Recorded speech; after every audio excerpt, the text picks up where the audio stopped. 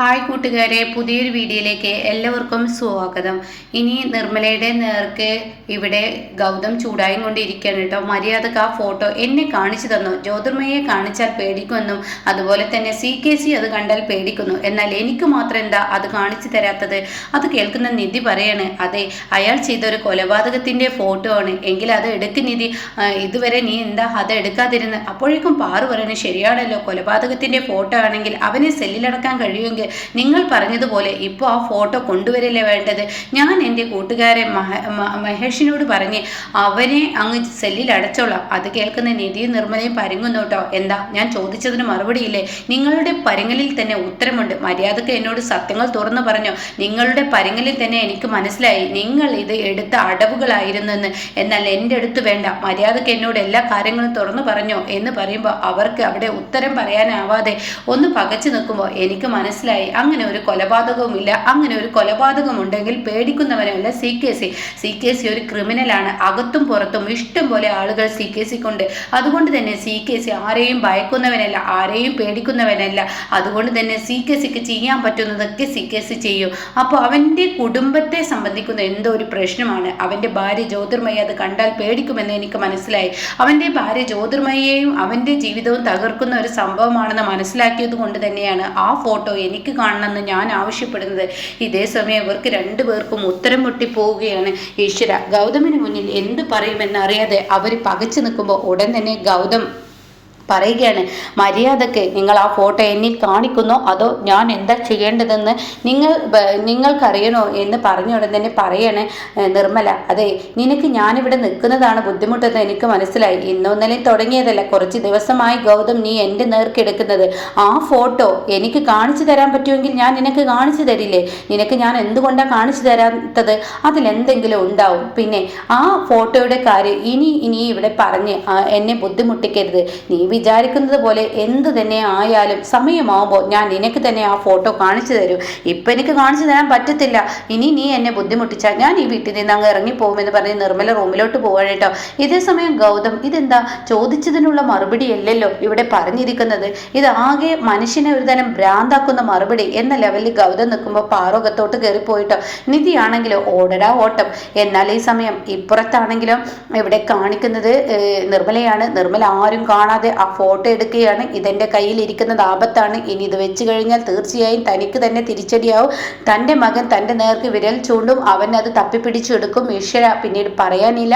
അതുകൊണ്ട് ഇത് കത്തിക്കേണ്ടിയിരിക്കുന്നു എന്ന് പറഞ്ഞിട്ട് ആ ഫോട്ടോ എടുത്ത് പുറത്തോട്ട് പോകുമ്പോൾ സിങ്കിൻ്റെ അവിടെ കാണാൻ പാറു നിൽക്കുന്നത്. പാറു, എന്താ നിർമ്മലേ? ഒന്നുമില്ല. അപ്പോഴേക്കും ഫോട്ടോ മറച്ചു വെക്കുകയാണ്. ഇതെന്താ എന്ന് ചോദിക്കുമ്പോൾ, അതെ, സിങ്ക് ആകെ എണ്ണമയം പിടിച്ചിരിക്കുന്നു, അത് കഴുകി വൃത്തിയാക്കുകയാണ് ഞാൻ എന്ന് പറയുമ്പോഴേക്കും തൻ്റെ കയ്യിൽ ലൈറ്റർ എടുത്ത് പതിയെ പുറത്തോട്ട് പോവാണ്. അപ്പൊ നിർമ്മല പോകുന്നത് കാണുമ്പോൾ ഇവളെന്താ ഒന്നും വേണ്ടാതെ പുറത്തോട്ട് പോയത് എന്നാ ഭാവത്തിൽ ഇങ്ങനെ നിൽക്കുന്നുണ്ട് കേട്ടോ. ഇതേ സമയം നിർമ്മലയാണെങ്കിലോ ഇങ്ങനെ പുറത്ത് പോയി ലൈറ്റർ എടുത്ത് ആ ഫോട്ടോക്ക് അങ്ങ് ഈ ഒരു ലൈറ്റർ കൊണ്ട് തീ കൊളുത്താൻ ശ്രമിക്കുന്ന സമയത്ത് ആ ഫോട്ടോ ആരോ വലിക്കുന്നത്, അത് നിധി ആയിരിക്കൂട്ടോ. അപ്പോൾ അത് കണ്ട ഉടൻ തന്നെ നിധിയോട്, എന്താ നിധി നീ ചെയ്യുന്നത്? അതെ, ഈ ഫോട്ടോ എന്തിനെ കത്തിക്കുന്നത്? വേണ്ട, ഇനി ഇത് കയ്യിൽ വെക്കുന്നത് തോറും ആപത്താണ്. ഗൗതമിൻ്റെ മനസ്സിൽ സംശയം വീണു. അവൻ്റെ മനസ്സിൽ സംശയം വീണത് കൊണ്ട് തന്നെ അവൻ തുടരെ നമ്മളെ ഇനി പിന്തുടർന്നും കൊണ്ടിരിക്കും. അതുകൊണ്ട് അവൻ്റെ കയ്യിൽ ഈ ഫോട്ടോ കിട്ടിയാൽ പിന്നീട് അത് ആപത്തുണ്ടാക്കും, അത് പ്രശ്നങ്ങളിലോട്ട് പോകും. ആ പ്രശ്നം ഒഴിവാക്കാൻ ഏക വഴി ഈ ഫോട്ടോ കത്തിക്കുക. എന്നാൽ ഞാൻ ചോദിക്കട്ടെ, ഗൗതം എല്ലാ പ്രശ്നങ്ങളും സോൾവായി തൻ്റെ അച്ഛൻ അയാൾ തന്നെയാണെന്നുള്ള ഉറപ്പിന് എന്താ തെളിവെന്ന് ചോദിച്ചാൽ അപ്പോൾ നമുക്ക് എന്ത് ഫോട്ടോ കാണിച്ചു കൊടുക്കാൻ കഴിയും? അത് കേട്ട ഉടൻ തന്നെ താൻ ഇനി എന്താണ് ചെയ്യേണ്ടതെന്ന് അറിയാതെ ഒന്നിങ്ങനെ നോക്കി നിൽക്കുകയാണ് കേട്ടോ. അപ്പോൾ ഉടൻ തന്നെ, എന്താ, ഞാൻ ചോദിച്ചതിന് മറുപടി ഇല്ല നിർമ്മലാമേ? അത് കേട്ട നിർമ്മല ഒന്നും മിണ്ടില്ല കേട്ടോ. നിർമ്മല പിന്നീട് ഒന്നും മിണ്ടാതെ തന്നെ കാര്യങ്ങൾ ഇനി ഇവള് പറഞ്ഞതുപോലെ തന്നെ ആയിക്കോട്ടെ എന്നുള്ള ലെവലിൽ നിൽക്കുകയാണ്. പിന്നെ ഞാൻ എന്താടി ചെയ്യുക? ഇനി ഗൗതം ഇത് കണ്ടുപിടിച്ചാൽ എന്ത് ചെയ്യുമെന്ന് നിധിയോട് ചോദിക്കുമ്പോൾ നിധി പറയണേ, ഈ ഫോട്ടോ ഞാൻ സംരക്ഷിച്ചോളാം. നിർമ്മലാമ്മയുടെ കയ്യിലാവുമ്പോഴല്ലേ പ്രശ്നമുള്ളൂ. ഇത് എവിടെ സൂക്ഷിക്കണം, എങ്ങനെ സൂക്ഷിക്കണം എന്ന് എനിക്കറിയാം, അതുകൊണ്ട് ഞാൻ നോക്കിക്കോളാം എന്ന് പറഞ്ഞിട്ട് നിധി ആ ഫോട്ടോയുമായി അങ്ങ് പോവുകയാണ് കേട്ടോ. എന്നാൽ ഈ സമയം ഇപ്പുറത്താണെങ്കിലോ ഗൗതമിൻ്റെ ഉള്ളിൽ വലിയ ടെൻഷനാവുകയാണ്. തീർച്ചയായും എന്തോ എന്നെ സംബന്ധിക്കുന്ന കാര്യം അതിലുണ്ട്, അതുകൊണ്ടാണല്ലോ അവരിത് മറച്ചു വെക്കുന്നത് എന്നുള്ള ആ ഒരു ലെവലിൽ നിൽക്കുകയാണ്. പിന്നീട് നിധി റൂമിൽ വരുമ്പോൾ നിധിയുടെ ഫോൺ ഇങ്ങനെ CKC അടിച്ചും കൊണ്ടിരിക്കുകയാണ്. ആ സമയം ഇയാളാണെങ്കിലോ എന്തിനീ അർദ്ധരാത്രി എനിക്ക് വിളിച്ചും കൊണ്ടിരിക്കുന്നത്. അപ്പോൾ ഗൗതം ആകെ ചിന്തിച്ച് അവിടെ ഇരിക്കുന്ന സമയമാണ്. അപ്പോൾ ഗൗതം ആണെങ്കിൽ ഈ ഫോൺ വരുന്നത് ശ്രദ്ധിക്കുന്നുണ്ട്.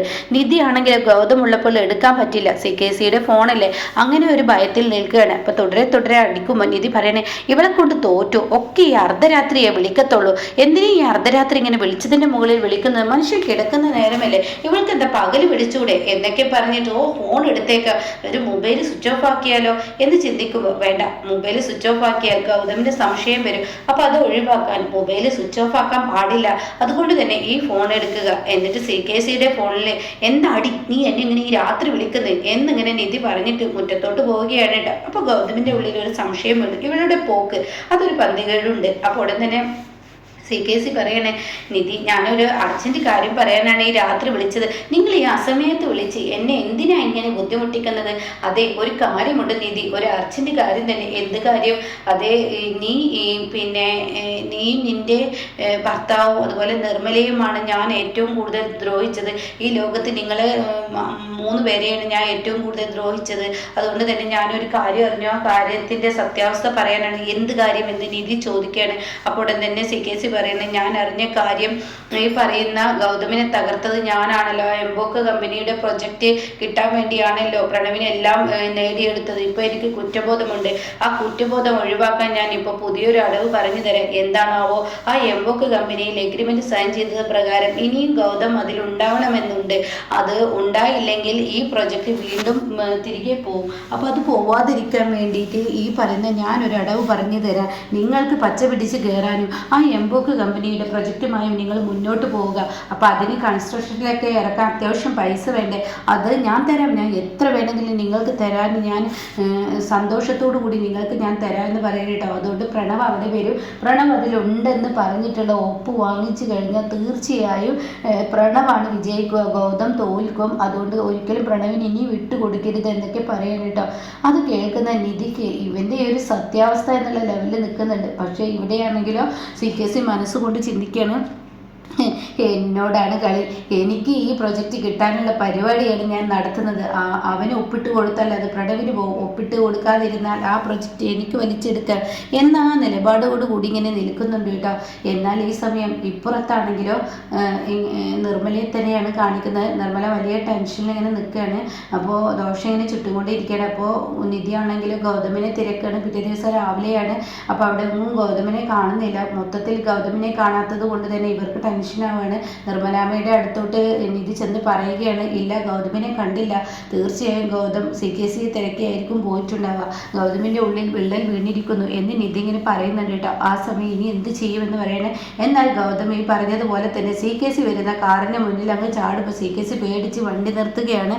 അപ്പോൾ ഉടൻ തന്നെ CKC പറയാണ്, എടാ നിനക്ക് വല്ല ഭ്രാന്തുണ്ടോ, എൻ്റെ കാറിന് മുന്നിൽ ചാടാൻ നീ എന്താ ഭ്രാന്തനാണോ, വട്ടനാണോ, നിനക്ക് വേറെ വല്ലവരുടെയും കാറിന് മുന്നിൽ ചാടിക്കൂടെ, അല്ലെങ്കിൽ നിന്റെ തന്തയുടെ മുന്നിൽ ചാടിക്കൂടെ എന്നൊക്കെ പറയുമ്പോൾ, ആടാ ഞാൻ എൻ്റെ തന്തയുടെ മുന്നിൽ തന്നെ ചാടാനാടാ വന്നത്, ഇനി ഞാൻ വെറുതെ വിടത്തില്ലടാ, നിന്നോടൊരു കാര്യം പറയാനാണ് വന്നത്. നീ എന്നെ നിർമ്മലാമ്മ നിന്നെ കാണിക്കുന്ന ഒരു ഫോട്ടോ ഉണ്ടല്ലോ, ആ ഫോട്ടോ എൻ്റെ കയ്യിൽ കിട്ടി, നിർമ്മലാമ്മ നിന്നോട് പറയാൻ പറഞ്ഞു ഈ ഫോട്ടോ ജ്യോതിർമയ്ക്ക് അയച്ചു കൊടുക്കണമെന്ന്.